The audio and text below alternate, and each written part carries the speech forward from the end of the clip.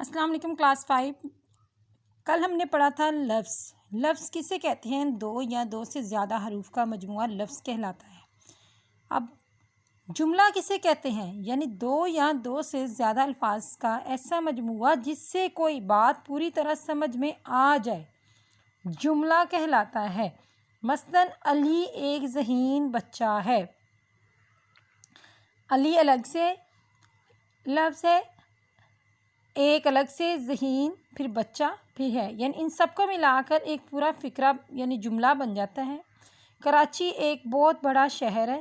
قرآن مجید آخری الہامی کتاب وغیرہ ہے۔ سرگرمی نمبر 1 ہے، مناسب الفاظ کا استعمال کرتے ہوئے جملے مکمل کریں۔ نمبر 1 پہ وقت کی پابندی گیش کی کنجی ہے، کامیابی کی کنجی ہے۔ دوست وہی ہے جو مشکل میں کام آئے۔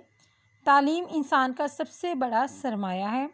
زندگی میں خوشی کے ساتھ ساتھ غم بھی ہوتے ہیں۔